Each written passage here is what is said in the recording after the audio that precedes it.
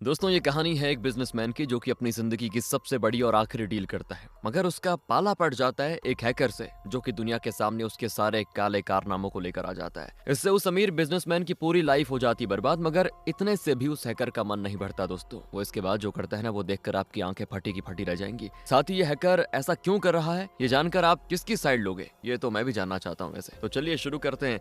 Welcome dear rockets, कैसे हैं आप सभी। आज हम देखने वाले हैं ड्राइव, इसलिए थोड़ा संभल के चलना। तो कहानी की शुरुआत में हम प्राजा मीडिया कॉरपोरेशन नाम की एक प्रेस कंपनी के बारे में देखते हैं, जिसे संजीव रेड्डी नाम के आदमी ने देश को आजादी मिलने से पहले बड़ी मेहनत से शुरू किया था। जब क्रांतिकारी देश के लिए आजादी की लड़ाई लड़ रहे थे, तो इस अखबार के जरिए संजीव ब्रिटिश गवर्नमेंट का सच दुनिया के सामने लेकर आ रहा था। वो घर घर जाकर खुद इस प्रजा नाम के अखबार को बांटता था। समय के साथ प्रजा प्रेस अब प्रजा मीडिया कॉरपोरेशन बन गया। पूरे देश में इसका बोलबाला है दोस्तों, खास करके साउथ इंडिया में। अब संजीव के बाद इस कंपनी को उसका बेटा संभाल रहा है, जो कि पहले मिलिट्री में था। उसके बेटे का नाम है जय, और जय ने इस कंपनी को नई बुलंदियों पर पहुंचा दिया है दोस्तों। मगर अब जय ठहरा बिजनेसमैन, उसे खबर बेचना आता था, तो वो प्रजा मीडिया के जरिए सरकार की तरफ से उनके मतलब के प्रोपोगंडा न्यूज चलवाता था। साथ ही अब वो इस कंपनी को सरकार के ही अंडर काम करने वाले नेशनलिस्ट ग्रुप को 100 करोड़ में बेच रहा है, ताकि वो आराम से जाकर अपनी फैमिली के साथ लंदन में सेटल हो सके। अब ये कंपनी जय बेच रहा है ना, अब ये बात अगर अपोजिशन पार्टी को पता चल गई तो वो तो उसके धज्जियां उड़ा देंगे, क्योंकि इस डील में मीडिया भी रूलिंग पार्टी के अंडर आ जाएगा दोस्तों। इसीलिए जय अभी पोलैंड में है और वहाँ एक घर से चुपचाप इंटरव्यू देकर ऐलान कर रहा है कि वो प्रजा मीडिया कॉरपोरेशन को बेच रहा है। जय की कंपनी का मैनेजर सिद्दीक जैसे कहता है कि लोग तुम्हारे इस फैसले पे सवाल उठाएंगे कि तुम भला ये कंपनी क्यों बेच रहे हो, तो इसका जवाब तैयार रखना। जय इंटरव्यू में कहता है कि इस कंपनी को बेचने का फैसला मेरा पर्सनल है। मैं अब शांति से अपने परिवार के साथ बाकी की जिंदगी गुजारना चाहता हूँ। मेरे पापा संजीव रेड्डी भी इस फैसले से खुश होते, क्योंकि हर चीज का एक सही वक्त होता है, इसीलिए। तो इंटरव्यू खत्म करने के बाद दोस्तों जय को उसकी पत्नी श्रेया और बेटे नितिन का कॉल आता है। ये दोनों बर्लिन में रहते हैं। जय का बेटा उससे कहता है कि आपने मेरे लिए जो गिफ्ट ऑर्डर किया है वो आज आने वाला है, आप कब आओगे। तो जय कहता है मैं आज रात तक आ जाऊंगा, तब हम दोनों साथ में उस गिफ्ट को खोलेंगे। श्रेया से भी जय बोलता है कि हम 2 दिनों के बाद लंदन में होंगे, और जो टाइम मैं अपनी फैमिली को काम की वजह से नहीं दे पाया, तो अब मैं पूरी तरह फैमिली के साथ रहूंगा। तो श्रेया कहती ठीक है, जल्दी आ जाओ, बाकी बातें बाद में करते हैं। अब जय दोस्तों इस वक्त पोलैंड के एक शहर में है और वो बाय रोड बर्लिन जाने वाला था। इससे पहले उसको उसके बचपन के दोस्त का वीडियो कॉल आता है, अजय और ईशान। अजय अभी एक फिल्म एक्टर है और ईशान डॉक्टर। तो जय इन दोनों से कहता है कि चाहे जो भी हो जाए, तुम दोनों को परसों लंदन आना है तो आना है। मैंने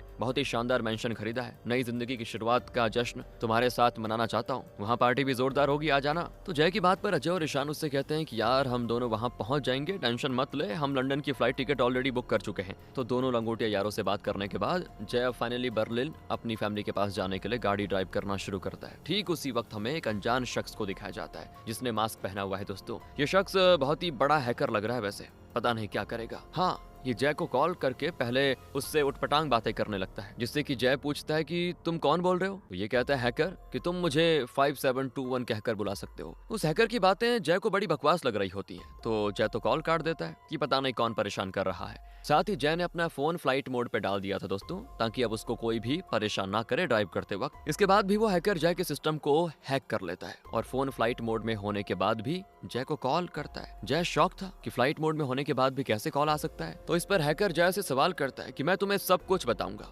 लेकिन पहले तुम ये बताओ कि कौन बनेगा करोड़पति में आखिरी सवाल का जवाब देने पे कितने पैसे मिलते हैं। अब इस बकवास का भी जय कोई जवाब नहीं देता और कॉल कट कर देता है। लेकिन अगले ही पल वो अपने फोन में एक मैसेज देखता है। उसे देखकर वो दंग रह जाता है, क्योंकि उस हैकर ने जय के अकाउंट से 1 करोड़ रुपए साफ कर दिए थे। हैकर का फिर से जय को कॉल आता है और उसे पिकअप करके हैकर कहता है कि केबीसी के आखिरी सवाल का जवाब देने पे पूरे 1 करोड़ मिलते हैं। दोस्तों लगता है इस हैकर ने पुराना केबीसी देखा होगा, क्योंकि आज तो 7 करोड़ मिलते हैं। कोई बात नहीं। जय इस हैकर से पूछता है कि तुम हो कौन और ये सब कर क्यों रहे हो। चलो ये छोड़ो, तुम्हें हायर किसने किया है मुझे बताओ, मैं तुम्हें मुंह मांगे पैसे दूंगा। 1 करोड़ जो तुमने मेरे बैंक से निकाले ना, उन्हें भी रख लो और भी दूंगा। तो हैकर हंसते हुए कहता है कि जय तुम और तुम्हारे पिता क्या सबको बस पैसों से खरीदना जानते हो। मुझे तुम्हारे पैसे नहीं चाहिए, बस तुम्हारी बर्बादी चाहिए। इतना कहकर इस बार हैकर कॉल कट कर देता है दोस्तों। और जय और उसके पिता के मतलब लगता है कई दुश्मन हैं, क्योंकि उनकी कंपनी काफी बड़ी है। खास करके अपोजिशन पार्टी के लोग दोस्तों, वो तो जय को कच्चा चबा जाना चाहते हैं। तो शायद उन्हीं दुश्मनों में से कोई हो सकता है, और एक है उन्हीं दुश्मनों में से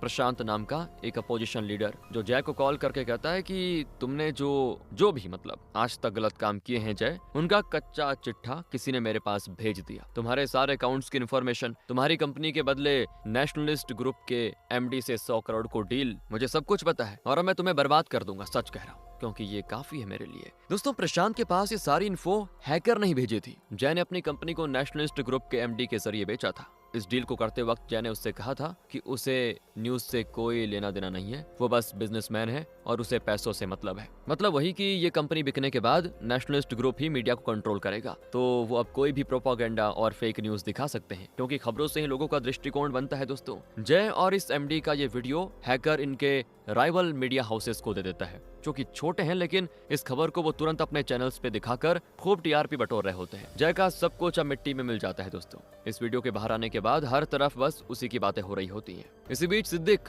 जय को कॉल करके बताता है कि सर, अब बात हाथ से निकल चुकी है। अलग अलग जगह से लगातार कॉल आ रहे हैं, कंपनी के सारे एम्प्लॉयज डरे हुए हैं और साथ ही ये सब पता नहीं क्या हो रहा है। और जो ये सब कर रहा है ना, उसने मेरे पास अपने बैंक की एक ट्रांजैक्शन डिटेल्स भेजी है, जो कि 2 करोड़ की है। ये ट्रांजैक्शन असल में दोस्तों जय और एक बिजनेसमैन के बीच हुई थी। उस बिजनेसमैन के बेटे ने नशे में किसी को अपनी गाड़ी से कुचल दिया था। जो खबर अगर बाहर आ जाती तो उसका नाम खराब हो जाता, इसीलिए उसने जय को 2 करोड़ रुपए इस खबर को दबाने के लिए दिए थे। मगर दोस्तों, जय ने हर वो बुरे काम किए हैं जिसकी सजा अब वो भुगत रहा है। खैर, जय बिल्कुल समझ नहीं पा रहा था कि उसके साथ ये हो क्या रहा है। और जब हैकर का उसे फिर कॉल आता है तो वो फिर से हैकर से पूछता है कि तुम ये सब कर क्यों रहे हो। हैकर कहता है कि तुम्हारा और तुम्हारे पिता का इतना सारा ब्लैक मनी विदेशों के बैंक में पड़ा हुआ है, जिससे पूरे देश के लोग 10 दिनों तक खा सकते हैं। बस तुम ये समझ लो कि अभी तो खेल शुरू हुआ है, आगे अभी तुम्हारे लिए और भी सरप्राइजेस रखे हुए हैं। बाकी हाँ, गाड़ी ध्यान से चलाओ यार, आराम से चलाओ। हैकर के इतना कहते ही जय अपने सामने वाली एक गाड़ी को ठोक देता है, जिसमें एक लेडी निकल कर कहती है कि वो पुलिस को बुलाएगी। मगर जय उसको भी पैसे देने को तैयार हो जाता है कि प्लीज ये मामला सेटल कर दो। वो लेडी कहती है ठीक है, तुम मेरे पीछे गैस स्टेशन तक चलो। और यहाँ पे हैकर जय से कहता है कि तुम अपनी गाड़ी ना बढ़ाना, बाकी मैं इसे देख लूंगा। इतना कहकर हैकर ट्रैफिक सिग्नल सिस्टम को हैक करके उसे ग्रीन कर देता है और वो लेडी कार में बैठकर गाड़ी आगे बढ़ा देती है। और ठीक ऐन वक्त पे हैकर लेफ्ट साइड को रोड के सिग्नल को ग्रीन करके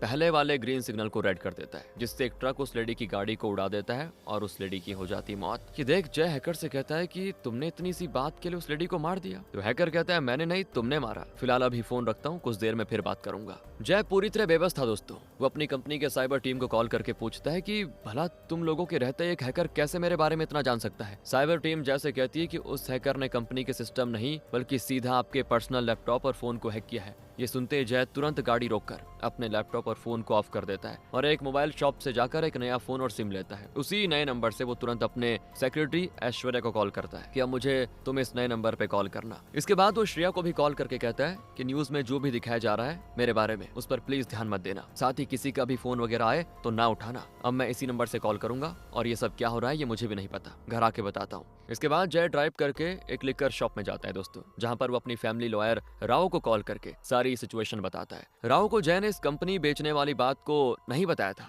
क्योंकि उसने नेशनलिस्ट ग्रुप के साथ नॉन डिस्क्लोजर एग्रीमेंट साइन किया हुआ था। तो राव कहता है कि मैं इसमें तुम्हारी कोई मदद नहीं कर सकता, ये केस तुम्हारी कंपनी की लीगल टीम को संभालने दो। बस तुम मुझे ये बताओ कि तुम्हारे पिता ने जो भी पैसे बाहर के अकाउंट्स में रखे थे उन पर उन्होंने टैक्स तो दिया था ना। तो जय कहता है कि उन पैसों पर भी कोई टैक्स नहीं दिया गया, क्योंकि वो सब ब्लैक मनी है। ऊपर से जय ने जो चैरिटी फाउंडेशन खोली है उसके जरिए भी वो पैसे घुमाता था दोस्तों। उसने चैरिटी में सिर्फ 25% पैसे लगाए थे, बाकी सारा पैसा उसने अपने अलग अलग अकाउंट्स में विदेशों में रखा हुआ है। ये सुनकर राव उससे कहता है कि ये सारी बात अगर बाहर आ गई तो तुम्हारे लिए बहुत दिक्कत हो जाएगी, इसीलिए तुम जल्दी से जल्दी तुरंत लंदन जाओ, अभी यही एक तुम्हारे पास तरीका है बचने का। राव की बात मानकर जय तुरंत ऐश्वर्या को कॉल करके लंदन जाने के लिए उसे एक प्राइवेट चार्टर प्लेन को बुक करने के लिए कहता है। पर इसी बीच जय की नजर अपनी कार की डिस्प्ले स्क्रीन पे जाती है दोस्तों, जिस पर हैकर ने जय को एक वीडियो भेजा होता है। इस वीडियो में जय किसी दूसरी लड़की के साथ आपत्तिजनक स्थिति में है। जय ये वीडियो देखकर बुरी तरह से डर चुका था दोस्तों, वो इसीलिए क्योंकि उसे पता था कि ये वीडियो हैकर उसकी बीवी को भी भेज सकता है और इससे जय की फैमिली टूट जाएगी। जय को इसी बीच उसकी पत्नी के नंबर से कॉल आता है, जो कि उसके बेटे ने किया था।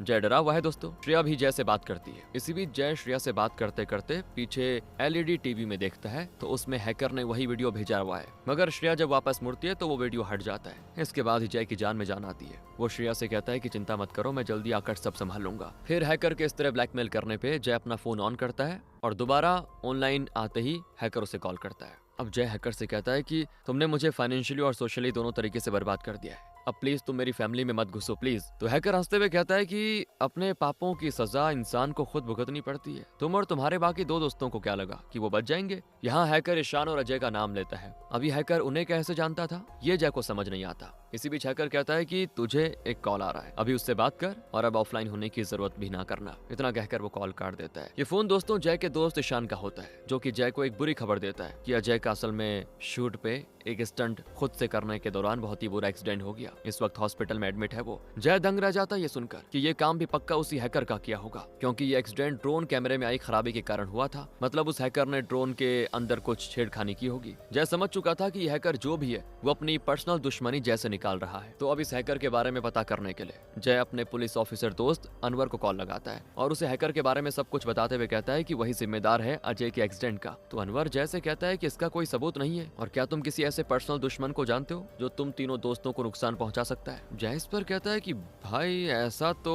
कोई नहीं है मेरी नजर में। तो अनवर कहता है कि इस बार अगर उस हैकर का कॉल आए तो उससे थोड़ी लंबी बातें करना, ताकि तुझे उसके बारे में कुछ हिंट मिल जाए। उसकी आइडेंटिटी पता चलते ही मैं उससे दर्द दबोचूंगा, फिर वो चाहे जहां भी होगा। तो जय अनवर का फोन रखता है। वैसे ही उसे आता है हैकर का फोन, जो कि बातों ही बातों में जैसे कहता है कि तुम्हें मेरे बारे में पता करना है ना, एक काम करो, जो कार तुम्हारे सामने से अभी गुजरी है उसका पीछा करो, इस तरह तुम मुझ तक पहुंच पाओगे। बस फिर क्या था दोस्तों, जय उस गाड़ी का पीछा करने लगता है, जिसमें से एक मास्क वाला आदमी कुछ आगे जाकर गाड़ी से उतरता है और वो गन पॉइंट पर जय को उससे फोन लेता है। फिर उसको एक जगह ले जाकर जमीन खोदने के लिए कहता है, मगर जय मौका मिलते ही उल्टा उस आदमी को बुरी तरह मारता है और उससे उस हैकर के बारे में पूछता है, जिस पर ये जय के सामने वाला मास्क मैन कहता है कि वो कौन है मुझे नहीं पता, मैंने उसे देखा भी नहीं है। उसने मुझे डार्क वेब पे कांटेक्ट किया था और क्रिप्टो में पेमेंट की थी। 1 बिटकॉइन के बदले मुझे बस तुम्हें यहाँ लेकर आना था और जमीन में गड़ा हुआ एक बॉक्स तुम्हें देना था। मैं वही बॉक्स तुम्हें जमीन खोद कर निकालने के लिए कह रहा हूँ। जय तुरंत उस बॉक्स को जमीन से निकालता है, जिसमें उसे एक फोटो मिलती है, जिसमें जय, अजय और ईशान के बचपन की पिक्चर है दोस्तों। इसके अलावा इनके पीछे एक और लड़का खड़ा हुआ है। अब ये लड़का कौन है, यही तो मिस्ट्री है। कहानी फ्लैशबैक में जाती है, जहाँ हम जय, ईशान और अजय को साथ में देखते हैं। तीनों एक ही स्कूल में पढ़ते थे। जय असल में उस वक्त लिली नाम की लड़की से प्यार करता था, या फिर आप उसे एक तरफा प्यार भी कह सकते हैं, क्योंकि लिली तो जॉन नाम के लड़के को पसंद करती थी, जो कि पढ़ने में अच्छा खासा था और उससे लिली की अच्छी दोस्ती भी हो चुकी थी। यही बात जय को ईशान आकर बताता है कि आजकल पता है लिली जॉन के साथ बहुत घूम रही है, और ये पता लगते ही तीनों जॉन के कमरे में घुसकर उसे बहुत मारते हैं और उसे लिली से दूर रहने के लिए कहते हैं। मगर अगली सुबह ये बात लिली को पता लग गई थी कि जय ने जॉन को मारा। अब इस बात की वजह से लिली जय से अपनी दोस्ती तोड़ देती है और उससे बात करना बंद कर देती है। अब दोस्तों जो जॉन है ना, उसे कोई ब्लड डिसऑर्डर की बीमारी थी, जिस वजह से वो ईशान के पिता जो कि डॉक्टर थे उनके पास इलाज के लिए जाता है। ईशान फिर ये बात आकर जय से बताता है और जय के दिमाग में आता है एक खुराफाती प्लान। वो पूरे स्कूल में ये बात फैला देता है कि जॉन को एड्स है, और अब जॉन जहाँ भी जाता लोग उससे दूर भागते। यहाँ तक कि लिली भी अब जॉन से दूर रहने लग जाती थी, जिसे जब जॉन समझाने की कोशिश करता तभी उसको अचानक से खून की उल्टी होने लगती, जो देख लिली के साथ बाकी बच्चे घबरा जाते और जॉन ये सब सह नहीं पाता और छत से कूदकर अपनी जान दे देता है। तो फोटो में जो लड़का पीछे खड़ा है दोस्तों वो जॉन ही है, लेकिन जय समझ चुका था कि जॉन का एक छोटा भाई भी था, यही वो हैकर होगा, पक्का उसका छोटा भाई, जो कि अजय, जय और ईशान से अपने भाई की मौत का बदला ले रहा है दोस्तों। इस बारे में तुरंत जय ईशान को कॉल करके बताता है, जिस पर ईशान कहता है कि उस जॉन के छोटे भाई का नाम तो मुझे नहीं पता, मगर जॉन के पिता का नाम डेविड डिकोस्टा था। और यहाँ पे जय कहता है कि अगर ये सब जॉन का भाई बदला लेने के लिए कर रहा है तो जेके सर ने भी इसमें हमारा साथ दिया था, क्या उनकी भी मौत का जिम्मेदार ये हैकर ही है? हाँ दोस्तों, असल में जेके सर इस स्कूल के प्रिंसिपल थे। जॉन के मरने के बाद जेके सर ने उसकी तकिया के नीचे रखे उसके नोट को छिपा दिया, जिसमें जय, अजय और ईशान का नाम था। ये सब उन्होंने इसीलिए किया था क्योंकि जय के पिता स्कूल को अच्छा डोनेशन देते थे, इसीलिए जेके ने इस बात को दबा दिया और फिर उन्होंने जॉन के छोटे भाई को एग्जाम में फेल करके स्कूल से टीसी देकर बाहर निकाल दिया। जेके सर के बारे में जानने के लिए जय उनकी बेटी को कॉल करता है, जो कि ईशान की एक्स गर्लफ्रेंड थी। तो जय जेके की बेटी से जेके की मौत के बारे में पूछता है, तो वो बताती है कि उन्हें एक हार्ट अटैक आया, जिसके बाद उन्हें हॉस्पिटल में एडमिट किया गया। साथ ही उनके लिए हमने पेसमेकर लगाया हुआ था, जिसमें अचानक से कुछ खराबी आ गई और पापा को दूसरा अटैक आ गया, उनकी मौत हो गई। अब ये सुनते ही जय समझ जाता है कि उस हैकर ने पेसमेकर को हैक करके पक्का जेके की जान ली होगी। मतलब 2 लोगों से तो उसने अपना बदला ले लिया। जय की भी हॉस्पिटल में मौत हो चुकी थी, जिस बारे में ईशान जय को बताता है, और फिर जय भी ईशान से जेके की मौत का सच बताता है। मगर ईशान की फील्डिंग उस हैकर ने पहले सेट कर दी थी। ईशान ऑनलाइन ऑर्डर करके अपने लिए खाना मंगवाता था, जिसमें जहर था दोस्तों। जैसे बात करने के दौरान ईशान वो खाना पहले खा लेने की वजह से अपना दम तोड़ देता है, और जय तुरंत ईशान के दोस्त राहुल को कॉल करके कह देता है कि ईशान ने जहर वाला खाना खा लिया लिया है और वो अपने क्लिनिक में है, तुम जल्दी से एम्बुलेंस लेके पहुंच जाओ। जय ने अपने दूसरे दोस्त को भी खो दिया दोस्तों, और अब वो पूरी तरह फ्रस्ट्रेट हो चुका था। इसी बीच ऐश्वर्या उसे कॉल करके बताती कि सर प्राइवेट प्लेन नहीं मिल रहा बुकिंग के लिए, और आज की सारी बिजनेस क्लास टिकट्स बुक है। तो जय ऐश्वर्या से इकोनॉमी क्लास की लंदन की टिकट बुक करने के लिए बोल देता है, जो कि ऐश्वर्या कर देती है। फिर जय श्रेया को कॉल करके कहता है कि जल्दी से पैकिंग कर लो, मैं बस पहुंचने वाला हूँ, लंदन निकलना है हमको। अगला कॉल जय अनवर को करता है, जिससे जय बताता है कि ये जो भी है किसी डेविड डिकोस्टा का बेटा है। उसका भाई जॉन हमारे साथ पढ़ता था और उसने बचपन में छत से कूदकर अपनी जान दे दी थी। जय के इतना बताते ही अनवर कहता है अब तुम चिंता मत करो, हम उसे ढूंढ निकालेंगे। जय तो बिल्कुल गुस्से में तिलमिला रहा था दोस्तों, तभी उसे जॉन का भाई यानी कि वही हैकर का कॉल आता है, जिससे जय माफी मांगते हुए कहता है कि उस वक्त हम बच्चे थे, हमें समझ नहीं थी, जो भी जॉन के साथ हुआ वो हमने अनजाने में किया। तो इस पर हैकर जवाब देता है कि तब तो जॉन और मैं भी बच्चे ही थे, जॉन की जान तुम्हारी वजह से गई और उसकी वजह से मेरी माँ ने भी दम तोड़ दिया, नहीं रह पाई वो। और फिर माँ और बड़े बेटे की जान के सदमे को पिताजी भी बर्दाश्त नहीं कर पाए, उन्होंने बेड पकड़ लिया। मैं बचपन से उनकी सेवा करता था, तुम लोगों ने मेरी पूरी फैमिली को तबाह कर दिया। हैकर दोस्तों जय को उसके बेटे नितिन का एक वीडियो दिखाता है। वो कहता है कि आज नितिन के लिए जो पार्सल आया था उसके अंदर बॉम्ब है, तो अगर तुम चाहते हो कि वो बॉम्ब ब्लास्ट ना हो तो तुम्हें मेरे लिए 2 काम करने होंगे। इसे तुम अपने लिए क्या कहते हैं, टास्क समझ लो। पहले टास्क में हैकर जय को एक चर्च में जाने के लिए कहता है, जहां जय को एक कमरे में कुछ रशियन लड़कियां मिलती है, जिन्हें रशियन माफिया ने किडनैप किया हुआ था और इन्हें वो बेचना चाहते थे। अब हैकर जय से कहता है कि तुम यहाँ पे आ गए तो तुम्हारे पीछे लगे कैमरा से रशियन माफिया ने तुम्हें देख लिया होगा, जो कि 30 सेकंड्स में वहाँ पे आते होंगे। साथ ही मैंने पुलिस को भी कॉल कर दिया है, जो कि अगले 5 मिनट में वहाँ पहुंच जाएगी। तो अब तुम्हारे पास 3 रास्ते हैं, या तो रशियन माफिया के हाथों मारे जाओ, या फिर पुलिस के आने के बाद रशियन माफिया के साथ पकड़े जाओ, वो समझेंगे कि तुम इन लड़कियों को खरीदने आए हो, या फिर तीसरा रास्ता है कि तुम अपनी मिलिट्री ट्रेनिंग का इस्तेमाल करके रशियन माफिया के लोगों को मारने के बाद पुलिस के आने से पहले वहां से निकल जाओ। इससे तुम भी बच जाओगे और ये लड़कियां भी सेफ हो जाएंगी। अब जय फंस चुका था, तो वो रशियन माफिया के लोगों से लड़ने का फैसला करता है और उन्हें बुरी तरह मारता भी है। मगर इस लड़ाई में क्या होता है, एक गोली उसके हाथों में लग जाती है, मगर जय पुलिस के आने से पहले वहां से निकल जाता है। बाकी लड़कियां भी पुलिस के आने की वजह से सेफ हैं दोस्तों। दूसरा टास्क हैकर जय को देता है कि उसे अगले 10 मिनट में अपने घर पहुंचना होगा, नहीं तो बॉम्ब 10 मिनट में ब्लास्ट हो जाएगा। जय जल्दी से गाड़ी भगाता है, मगर हैकर उसकी गाड़ी को हैक करके बंद कर देता है, तो फिर वो पैदल ही भागता है। इसी बीच जय को अनवर कॉल करता है, जो कि उसे कहता है कि डेविड डिकोस्टा का पता चल गया है, वो हैदराबाद में है, हम उसी को पकड़ने जा रहे हैं। जय को लेकिन अभी भी अपने बेटे को बचाना था, इसीलिए वो बेतहाशा भागे जा रहा होता है, मगर अब 1 मिनट से भी कम बचा हुआ था और वो इतनी जल्दी दौड़ते दौड़ते अपने घर नहीं पहुंच सकता। तभी उसे आता है हैकर का कॉल, जो कि जैसे कहता है कि मुझे तुमसे ये उम्मीद नहीं थी यार, तुम इतनी जल्दी हार मान लोगे नहीं सोचा था मैंने। तो फिर जय इस पे उस हैकर से कहता है कि तेरे बाप का पता लग गया, अगर मेरे बेटे को कुछ हुआ तो मेरे एक इशारे पे तेरा बाप मर जाएगा, वो हैदराबाद में छिपा हुआ बैठा है ना। जय की बात सुनते ही हैकर उसके आगे गुड़गुड़ाने लग जाता है कि देखो इन सब में मेरे पिता को ना घसीटो, उन्होंने बहुत कुछ झेला है, अब वो बर्दाश्त नहीं कर पाएंगे। मैं तुम्हारे बेटे को बचाता हूँ, मगर मैं यहाँ से उस बॉम्ब को बंद नहीं कर सकता। मैंने तुम्हें एक लिंक भेजा है, उस लिंक को क्लिक करने के बाद तुम्हें 7 वर्ड का पास कोड पूछा जाएगा, मैं जो कोड बताऊंगा उसे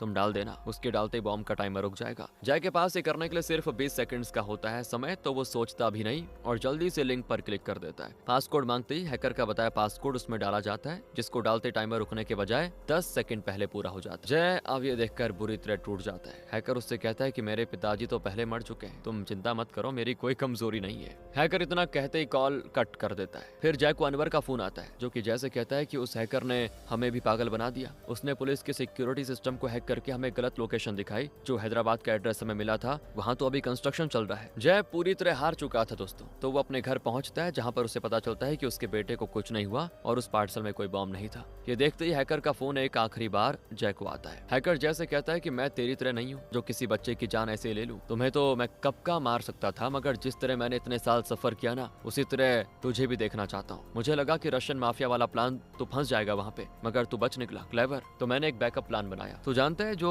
तूने लिंक पे क्लिक करके पासकोड डाला वो क्या था? वो तूने CIA के सर्वर को हैक किया था, जो कि दुनिया का सबसे स्ट्रॉन्ग सर्वर माना जाता है। CIA का सर्वर हैक करना USA का क्रिमिनल है। तुम्हें जल्दी पुलिस पकड़ने आती होगी, क्योंकि सर्वर से मैंने तुम्हारे घर की वाईफाई को कनेक्ट किया था, जिसमें तेरे बारे में USA पुलिस को तुरंत पता लग जाएगा। अब अगर मैं तुम्हें इंडिया में फंसाता तो पैसा और पहुंच लगाकर तू निकल जाता यार, क्योंकि इंडिया में होता यही है, लेकिन अब यहाँ तेरी पहुंच काम नहीं आएगी। हैकर के इतना कहते जय के घर को चारों तरफ से पुलिस घेर लेती है और उसे कर लेती है अरेस्ट, मगर जय हैकर से आखिरी बार इस दौरान कहता है कि मैं तुम्हें नहीं छोड़ूंगा। अब सीन होता है कट 6 साल के बाद, जहां हम हांगकांग में उसी हैकर को देखते हैं, जो कि अपना नाम पहचान वगैरह चेंज करके एक नई जिंदगी जी रहा है। उसकी एक बेटी और पत्नी भी है। हमें हैकर के चेहरे को भी दिखाया जाता है, मगर इसी दौरान हैकर को एक कॉल आता है। ये कॉल है जय का, जो कि जेल से बाहर आ चुका है। वो हैकर हैकर से कहता है कि नए नाम, नई पहचान और नए देश में कब तक तू छिपेगा? मैंने कहा था ना तुझे छोड़ूंगा नहीं, ढूंढ निकालूंगा। तूने मुझसे मेरा सब कुछ छीन लिया, अब मेरी बारी। तो हैकर हंसते हुए जैसे कहता है कि देखो हमारा हिसाब बराबर हो गया, इस दुश्मनी को यहीं खत्म करते हैं, बाकी तू जानता है मैं क्या कर सकता हूँ, इसलिए मुझसे पंगा ना लेना। लेकिन जय उसे फिर से बर्बाद करने की धमकी देता है, जिस पर वह हैकर भी जय के चैलेंज को एक्सेप्ट कर लेता है। और यहाँ पे हमें इस मूवी के दूसरे पार्ट का हिंट दिया जाता है। खत्म हो जाती है मूवी। बाकी मिलते हैं आपसे अगली वीडियो में। ध्यान रखेगा अपना and finally thanks for watching.